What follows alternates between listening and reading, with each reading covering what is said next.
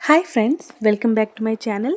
तो ले आई हूँ मैं आपके लिए फिर से एक प्यारा सा नेकलेस मेकिंग का ट्यूटोरियल जो बना रही हूँ मैं कुंदन बीट्स से। ये 5 कुंदन बीट्स मैंने मंगाए थे ज्वेलरी मेकिंग के लिए ही, इससे मैं बना रही हूँ एक प्यारा सा नेकलेस सेट।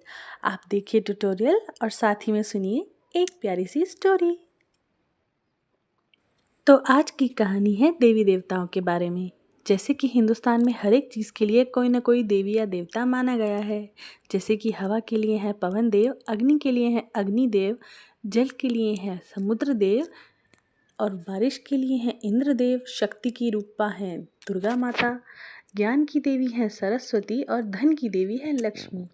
इसी तरह अन्न को भी हमें भगवान का स्वरूप ही मानते हैं क्योंकि ये हमारे शरीर का पोषण करता है। तो कहते हैं ना कि अन्न का कभी अपमान नहीं करना चाहिए, इससे अन्न देवता नाराज़ हो जाते हैं। या खाने में परोसी हुई थाली का अनादर नहीं करते। खाने में परोसा हुआ खाना कभी भी इंतज़ार नहीं करना चाहिए, इससे अन्नपूर्णा माता नाराज़ हो जाती हैं। तो कहानी है इसी अन्नपूर्णा माता के बारे में।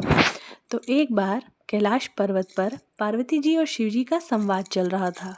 अब संवाद चल रहा था आध्यात्म और ध्यान के बारे में, जिसमें शिव जी ने आध्यात्म और ध्यान को केंद्र में रखते हुए कह दिया कि सभी कुछ मोह माया है आध्यात्म के अलावा, और सारे भौतिक सुख भी माया ही हैं और अन्न भी माया ही है।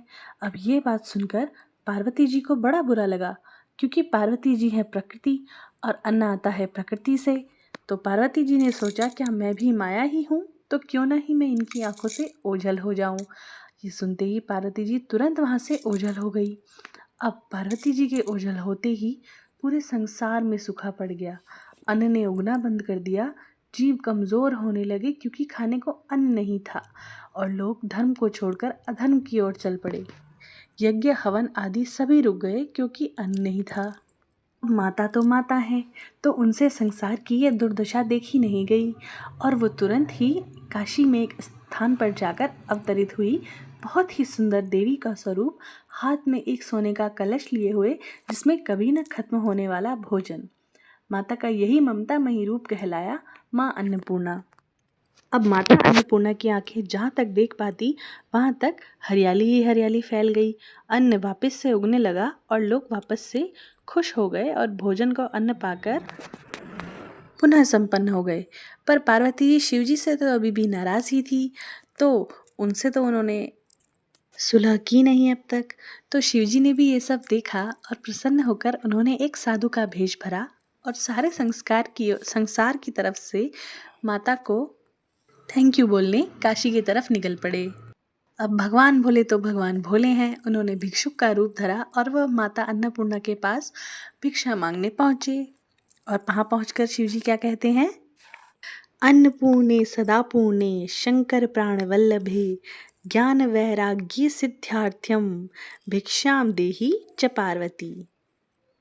और इसी के साथ माता अन्नपूर्णा ने शिव जी को भी भोजन दे दिया और साथ ही यह सीख भी दे दी कि ध्यान और आध्यात्म से आत्मा का पोषण तो हो सकता है, लेकिन आत्मा जिस शरीर में वास करती है उसका पोषण अन्न से ही होता है।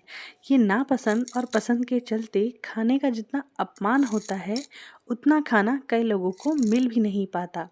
आप अपने आप को भाग्यशाली समझिए कि आपके लिए भगवान ने थाली में आपको खाना प्रदान किया है।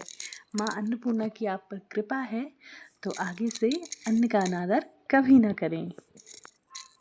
तो इसी के साथ ये कहानी यहीं समाप्त होती है। तो इयररिंग्स बनाने के लिए मेरे पास कुंदन कम थे, तो इयररिंग्स मैं सिंपल पर्ल लोरियल के बना रही हूँ क्योंकि पर्ल लोरियल मैंने नेकलेस मेकिंग में यूज़ भी किया है। तो सिंपल से मैंने 2 जंप रिंग लिए, उसमें 6 लोरियल पर्ल्स डाले और एक को दूसरे में हैंग करके इयररिंग का हुक लगा दिया। तो इयररिंग भी मेरे फटाफट बनकर रेडी है और नेकलेस सेट भी मेरा बनकर रेडी हो गया है। तो देखिए इसका ये फाइनल लुक। और वीडियो आपको कैसा लगा आप मुझे कमेंट करके ज़रूर बताइए। और अगर आप कुछ भी मटेरियल के बारे में पूछना चाहते हैं और आप मुझे कमेंट में पूछ सकते हैं, मैं जवाब देने की पूरी कोशिश करूँगी। वीडियो अच्छा लगा हो तो वीडियो को लाइक करें, विचार अच्छा लगा हो तो दोस्तों के साथ शेयर करें और चैनल को सब्सक्राइब करना ना भूलें। सब अपना पूरा ख्याल रखें। मिलते हैं अगले वीडियो में, तब तक के लिए जय श्री राम। Bye bye.